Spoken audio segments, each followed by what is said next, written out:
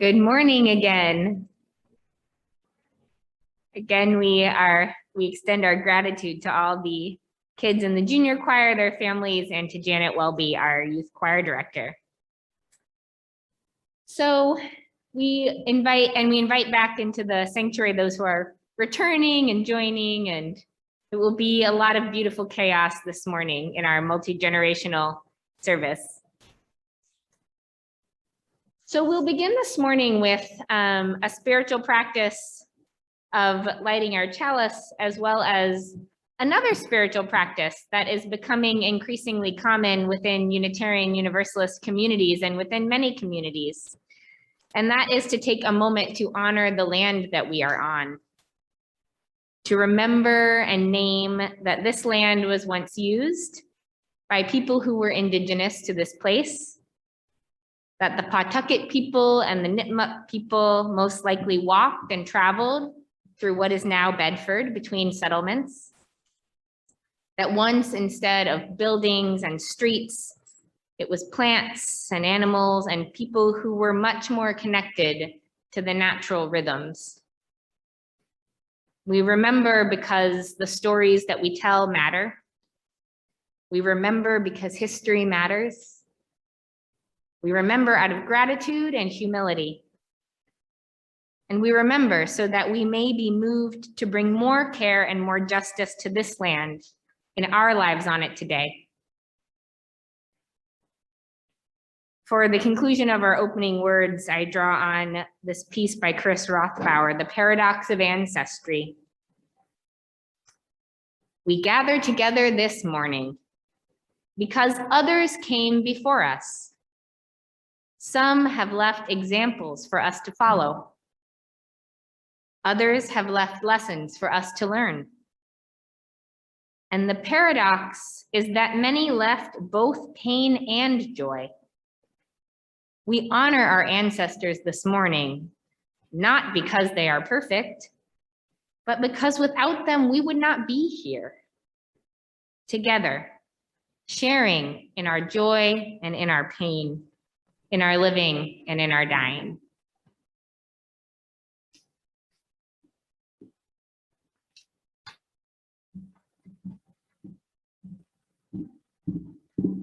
Good morning, everyone gathered here in body and spirit of everyone gathered with us on Zoom. I am Lisa Maria Andrioli Steinberg, your Director of Faith Development for Children. And I am delighted to be leading worship inside this sanctuary with Reverend Wendy and Reverend Annie for the first time in my time with this community. It is such a wonderful space, and I look forward to, in weeks and months ahead, us having more and more people gathered in community together, both here and continuing on Zoom. A couple announcements this morning. The first one is I want to make sure that everyone has seen the notice about the upcoming small group ministry sessions that are coming up. There is two options or a third if you want to do all of it together. The first is that there is a sample session on Tuesday, November 30th in the evening.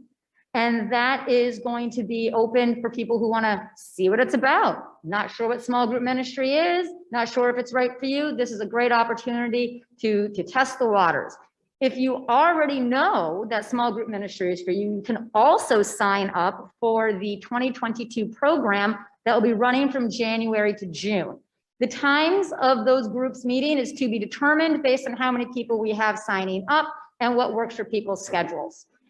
But you can also do the sample session and sign up for everything. If you have any questions, please reach out to Reverend Annie and she'll be happy to walk you through the program. But big headline, Tuesday, November 30th, sample session in the evening. Small group ministry is one of the most beautiful ways to connect with your community, and I hope you all will consider giving it a shot. I also want to acknowledge that we have beautiful flowers again in our sanctuary. The flowers were given by Lee Vorderer and Bob Bass, and you too can give flowers in honor or memory or celebration of somebody. Now that we are using our sanctuary much more often, I'm told that the flowers are considered a focal point of the service, and I think that is a wonderful way to lift up people in our community. So thank you again to Lee Vorderer and Bob Bass for gifting these flowers, a wonderful holiday arrangement. Thank you all so much for appreciating them.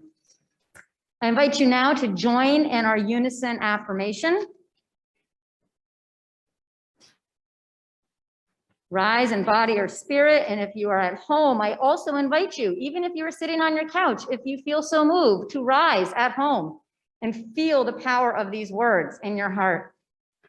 Love is the spirit of this church, and service is its law. This is our great covenant, to dwell together in peace, to seek the truth in love, and to help one another. El amor es el espíritu de esta iglesia, y el servicio es su ley.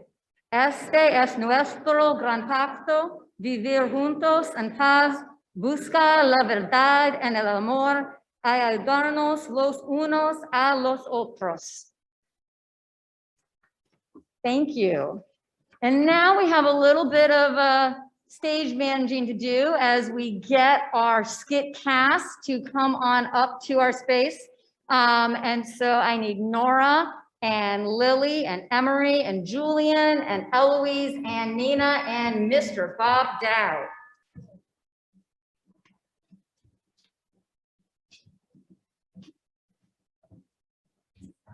All right, Eloise and Nina, we're also going to stand behind Nora. And when it's your part, you're going to pop in. Okay? And you guys good to share over there? Fantastic. And Bob, you're with me. And we're good to go.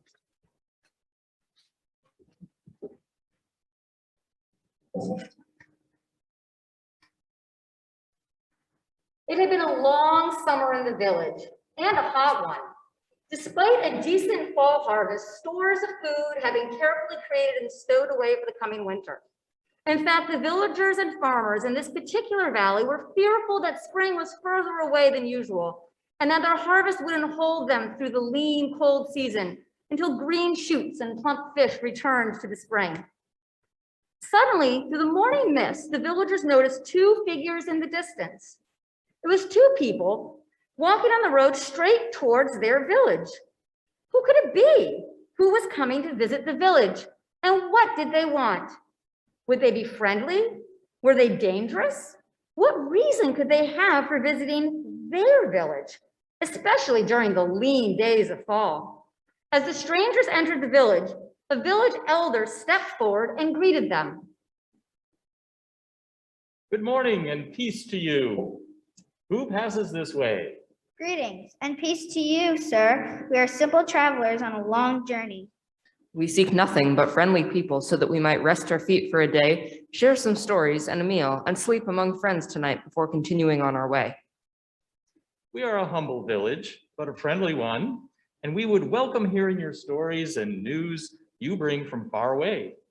We have warm fires that will keep you safe and comfortable as you sleep. But a meal, you say? You want to share a meal? Do you bring this meal with you?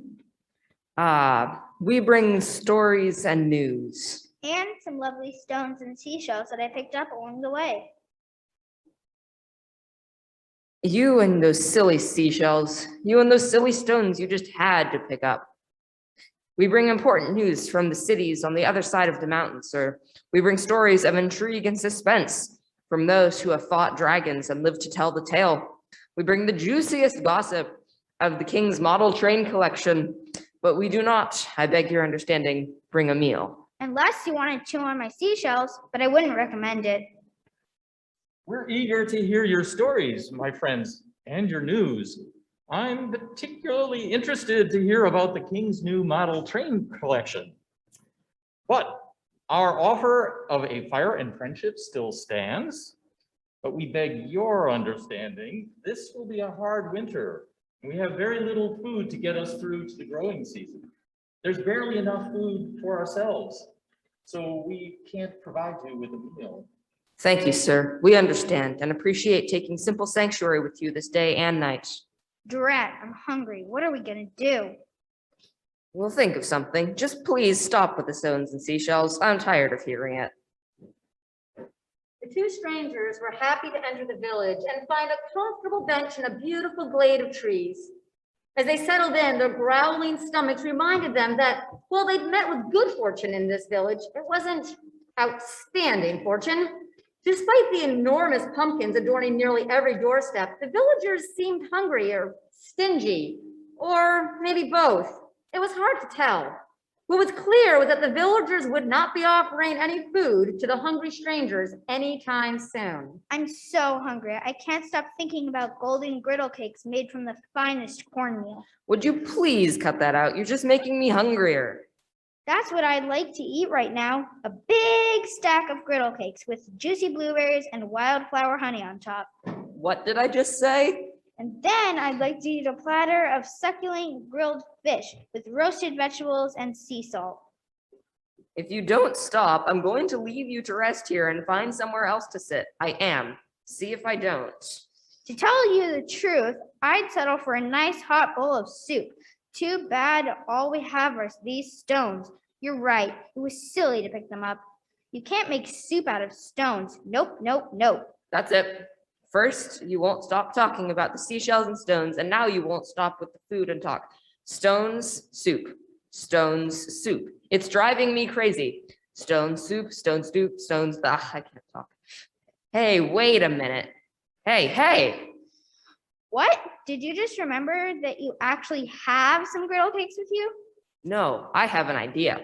Would you please show me one of your prettiest stones? Now you're interested in my stones? How would you like to make a little magic with the stone? I think it could help us make a very nice meal. I'm all ears. Tell me what you have in mind. Pardon me, friend, but do you have a large pot?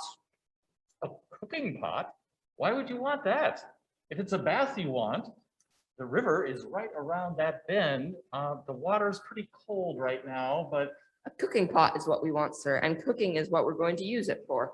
You see, we just remembered that some of the stones in my companion's carrying are, well, they're of the magic variety, you see, and we want to thank your village for the hospitality by making stone soup.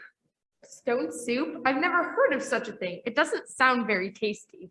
But it is, sir. Stone soup is appetizing and delectable, and it's very simple to make. All you need is the right stone, which we have, and a cooking pot, which we hope very much you'll be willing to lend us, and some fresh water from you as well, which shouldn't be a problem. And finally, a small fire in which to cook, which is already before us. And so it was. Curious and hungry and eager to be of assistance, the villagers helped the two strangers fill the pot with fresh water and hoist the pot over a cooking fire. As they did, the villagers whispered to one another, "Stone soup? Have you ever heard of such a thing? What can this be?" Thank you, friends. Let me now add the magic stone, and our stone soup will be underway. Plop. Is it ready yet? Not yet, friend, not yet. Like any soup, stone soup takes a while to prepare. It will be ready to eat by and by. As the two strangers began brewing their stone soup, the hungry villagers looked on, and so the magic began. I don't know. This soup probably won't be quite as good as it was the last time we made it. Remember that? Oh yes, nothing could be as delicious as that soup. It tasted as though the angels themselves had made it. We might be able to make this batch of stone soup as delicious as that one, if only. If only. What? If only what? If only we had an onion or two. If we could only add some onions, the soup would tempt the gods themselves to come down from the heavens to eat among us. I might be able to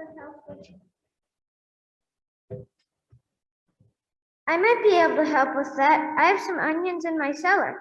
I was saving them for, well, it doesn't matter. Would you like them for the soup? Of course, thank you. Ah, yes, now it becomes sublime stone soup. Sort of sublime, with the onions to be truly sublime. We'd also need to add a few carrots, but that would be too much to expect. It certainly would. A few carrots are out of the question, even though they make our stone soup firmly sublime. Actually, I still have a few carrots left in my cellar. May I give them to you for your soup? Yes, you may add your carrots. Thank you for sharing, friend. Now our stone soup is on its way to being superbly satisfying. Excuse me, friends. Yes, my new friend. Not to interfere with your magical soup, but Speak up, friend. What is it? is there any chance that your stone soup would benefit from some late harvest kale we have growing in our community garden? Certainly. Superb, sublime. One by one, the shy villagers became bolder, stepping forward to reveal that they had small treasures in their cellars and cold stores. A child was sent forward by their parents with a small cabbage. A man proffered a handful of beans, and another villager supplied a second handful of beans. Yet another villager stepped up to the pot of bubbling soup with a small bowl of barley. Every time someone brought forward a small contribution to the soup, the strangers gratefully accepted it and stirred it into the soup pot. Well, almost every time. There was one exception. Anchovies? No, ick. What my companion means is we couldn't possibly accept such a generous contribution, but thank you anyway. Perhaps as an appetizer? And so the soup pot, now filled with an assortment of vegetables and grains and with an antipasti on the side, began to release its tantalizing aroma throughout the village. Everyone's mouth was watering and stomachs were grumbling to think of eating such a fine meal. And finally, the meal was ready. The strangers, with their magic stone, had prepared a soup that was now ready to be eaten. Step right up, my friend. Step right up. Bring a bowl, bring a spoon, and come taste this delicious stone soup. What if we run out? We won't run out. There's plenty for everyone to eat. That's the magic of stone soup.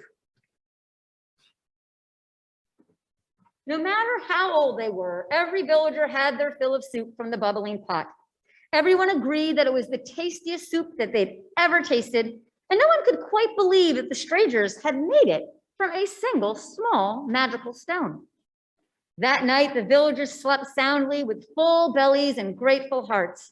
It was a little easier to believe that winter, with its harsh mounds of snow, was just a passing season until the green appeared again in the spring.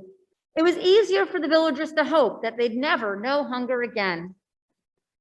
Dawn came early the next day. With the first call of the rooster, the strangers began to prepare for their journey onward away from the village. As they stepped onto the road, a few of the villagers came to see them off. Must you go so soon? Go we must. Our journey continues.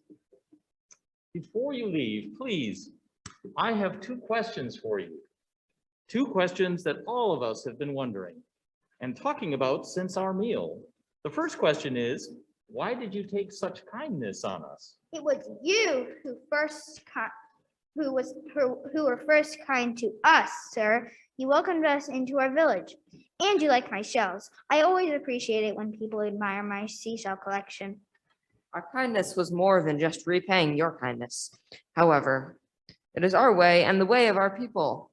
It is as they write in the holy texts. What holy texts?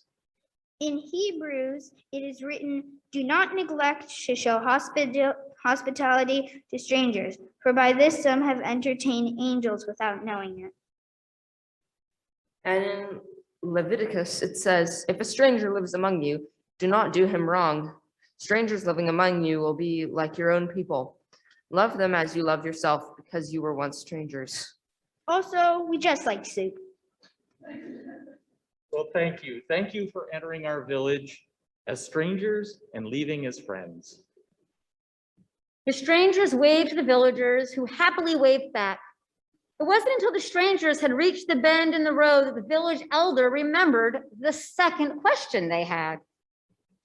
Wait, wait, where did you get that magic stone? But the strangers had already rounded the bend in the road. Their answer was caught by the wind and carried into the treetops. The villagers never learned exactly where the strangers had found that magic stone, but over the years, the wisest among them realized that the stones were all around them whenever they gathered together around a table. I'd like to thank our cast so much.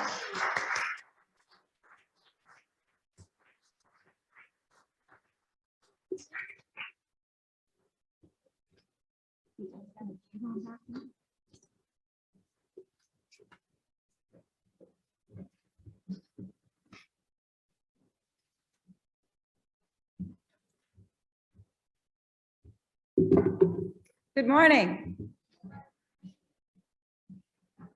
Oh, come on. Good morning. Woohoo! Okay. Woo. All right. We are the youth choirs. And I am Janet Welby, the director of the youth choirs, and we are still singing. Brave singers have been rehearsing outside in the cold, in masks, and through some tough schedules. Oh.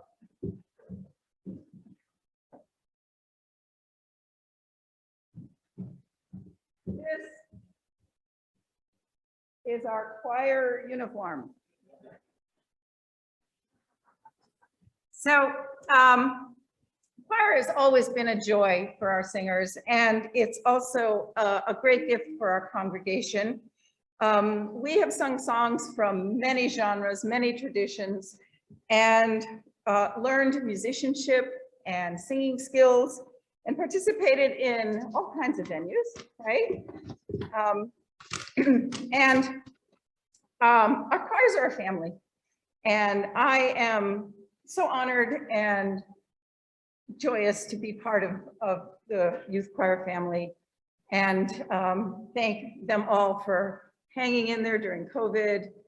Our numbers are a bit down, but that will change. So let's go on to the offering. And while our senior choir will sing "'Tis a Gift to Be Simple," you are invited to participate in our offering, giving what you are able in support of the music ministry and all the ministries of First Parish Bedford.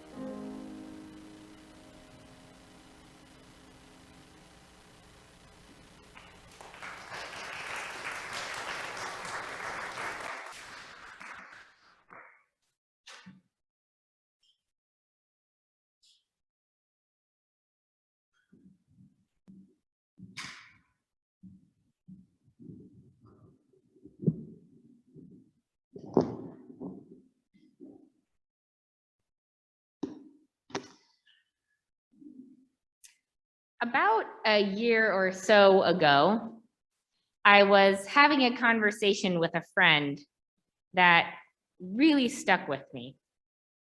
And this friend was trying to make a decision. And it was a very difficult decision that would have a big impact on her life. And it was one of those decisions where there's no right answer, where you can do one thing and it will be hard, but have some really positive aspects. And you can do a different thing and it would be really hard and it would have some positive aspects. And she said that she was talking to her therapist and she was saying, I don't know if I should pick this or this. There have these two options. And her therapist said, actually, you have 4 options. She said, how can I have 4 options? I can do this or this. And the therapist said, you can do the first thing because you really want to and out of commitment and care and hope. Or you can do the first thing out of fear and obligation and not knowing if another choice, if you're brave enough. And you can do the second thing out of hope and possibility, or you can do the second thing out of feeling frustrated and exhausted and like you can't go on. And that really resonated with me, that when we're making choices, we can make choices often out of what I call fog. FOG is an acronym I learned from a colleague of mine in seminary, and it stands for fear, obligation, and guilt. Has anybody ever made a choice out of fog? Yeah, me too. Me too. You can make a choice out of fog, and you can make a choice out of love and hope and possibility. And a lot of the time, not all of the time, but a lot of the time, you can take the same action, but it's totally different depending on how you make the choice. And I think that happens to a lot of us. And the thing is, when we just saw this skit, the villagers, they could have maybe shared their food out of fog. Maybe the strangers could have threatened them and made them afraid. Or maybe they would have just felt like, oh, this is what we have to do. People showed up and we have to give them food and I hate that. They could have said, oh my God, these people are hungry and I feel so bad. I've got this carrot in my cellar and oh, what am I gonna do? I gotta feed them. But that's not how they made the choice, right? Instead, they were maybe with a little bit of trickery and being misled, but also out of a place of hope and excitement and a sudden feeling that maybe there was abundance because of magic. I think about this a lot when I'm feeling miserly, you know, like I want to keep what is mine. And the thing that I get like that about the most is time. Now, there's a lot of things we might want to keep to ourselves. We might want to keep money or special snacks or toys. But the thing I feel like I never have enough of in my life is time. So sometimes if I have like some time to myself, like maybe it's my day off from church work and Moira's at school and I've got a nice stretch of time and then somebody asks me to do something, then I'm like, wait a second. I'm not excited about that. I want to keep it. It's special and precious. And sometimes I will say yes to some kind of request for my time out of fog. One thing I sometimes tend to do is I'll show up to be what's called a marshal at some kind of a protest because I'm trained to do it. And I have a flexible daytime schedule during the week and not a lot of people do. And it's one of the ways I still contribute to an organizing group that I'm not really a part of anymore. And so sometimes I'll think, oh, when I get that private invitation, you know, there's the email request and I just ignore that. But then somebody texts me directly and they're like, Annie, can you do that? Oof, the fog, then it kicks in and I'm like, okay, fine, I'll go. And then I get kind of resentful and I go and I put on my vest and I'm like, why, this is dumb. And there's not even that many people here. And what is it even gonna do? And sometimes I stay cranky, but sometimes I start to notice that I'm part of something bigger, or somebody will really, in a heartfelt way, thank us for being there and say that it really means a lot, and it helps them not feel despair about the fight for housing or whatever it is that we're showing up for. And sometimes I end up leaving feeling actually really glad that I went, feeling more connected, feeling like I did something important. And it's like that, I think, a lot of the time. That it's not so simple as making the choice out of fog or love, but sometimes it's sort of a mix and we move back and forth between the two. But I do know that the things that help me shift are those things I mentioned: being part of something bigger, being part of a community, knowing I'm doing something that is what I care about, and when people say thank you. A lot of people in our congregation have been looking at the book Braiding Sweetgrass, and we're going to talk about it some more after the church service today. And one thing that the woman who wrote that book, Robin Wall Kimmerer, said is that cultures of gratitude must be cultures of reciprocity, which basically means that when you're thankful, there's give and take. It goes back and forth. And in her book, she writes, it's such a simple thing, but we all know the power of gratitude to incite a cycle of reciprocity. She's a parent, and she says, if my girls run out the door with lunch in hand without a thanks, mama, I confess, I get to feeling a tad miserly with my time and energy. But when I get a hug of appreciation, I want to stay up and bake cookies for tomorrow's lunch bag. We know that appreciation begets abundance. Why should it not be so for Mother Earth, who packs us a lunch every single day? I love that phrase, incite a cycle of reciprocity. Incite, like start and make it happen. A cycle like it keeps happening, of give and take. It's a virtuous cycle, which is the opposite of a vicious cycle. Has anybody heard of a vicious cycle, where something bad happens and then something else bad happens because of that, and it just keeps being bad and bad? The opposite of a vicious cycle is a virtuous cycle, a cycle of reciprocity. And we know that there's, unfortunately, a whole lot that is vicious in this world.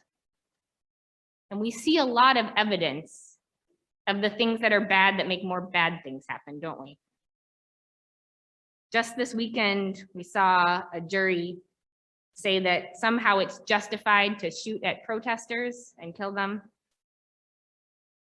This weekend, many people honored the Transgender Day of Remembrance, which remembers the lives of transgender people that we've lost to violence. COVID rates are going up, the days are getting shorter. There's illness and stress and loss, and it can be so vicious. And it's all the more reason that we need to do what we can to incite cycles of reciprocity, to start virtuous cycles wherever and however we can. I try to do that, and I mess it up all the time. Last time we had a book club about braiding sweetgrass was in September, and I said that I was going to do a practice of gratitude every morning at breakfast, where I thanked Mother Earth for my breakfast foods and my coffee. And I forgot almost every single day. And then I would remember and try again. And it's hard, but that's why they're called spiritual practices, because we have to practice. Whatever we practice, we get better and better and better at. And so the more we practice being thankful, the more strong our muscle for generosity will be, and the better we can make those choices out of love and not out of that fog, and the more virtuous cycles of reciprocity we can go around inciting.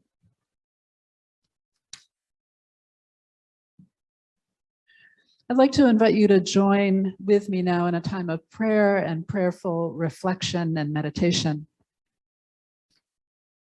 Each week we say that love is the spirit of this church, and so this morning let us call to mind again that spirit of love that binds us together and guides us and inspires us.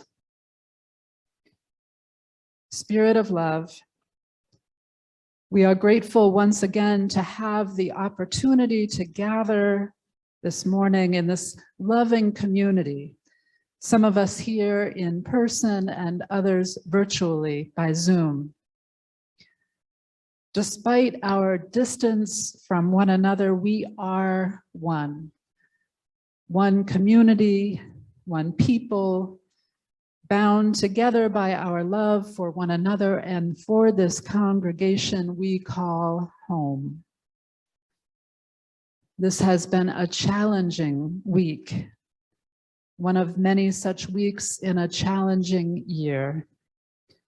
And we hold in our hearts this morning all those who are suffering in body, mind, and spirit. The world in which we live is struggling. This week again in the news, we have witnessed injustice, cruelty, lies, and conceit, and it breaks our hearts. We come together this morning seeking comfort. We come together to be reminded of that which we find to be most worthy, our deepest values and our highest aspirations.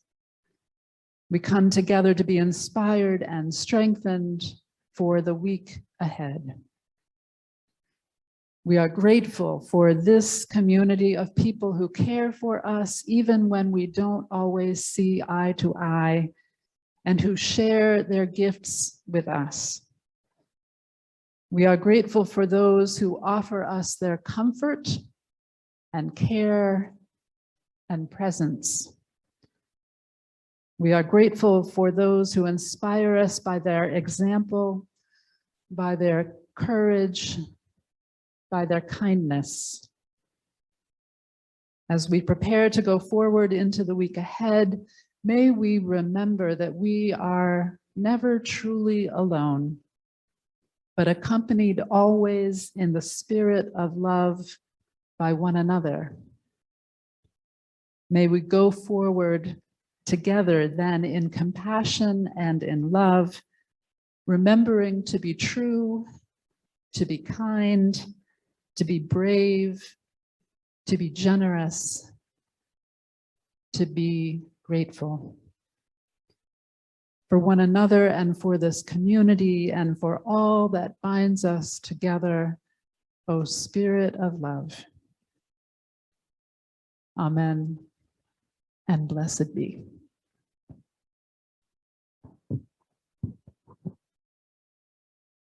Had initially planned that we might do some reflecting and sharing together, but instead I will leave you with questions to take with you in your minds and hearts, and perhaps to discuss in your families later today.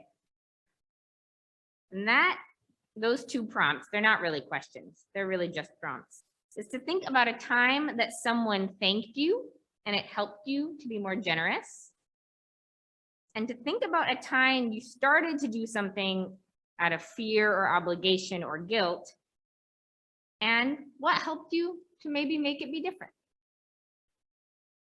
The more we practice choosing to do whatever we do out of love, commitment to our values, out of gratitude, the more we can incite those cycles of reciprocity wherever we go. And we can maybe tilt this hurting, broken world toward a little more gratitude, a little more generosity. May it be so.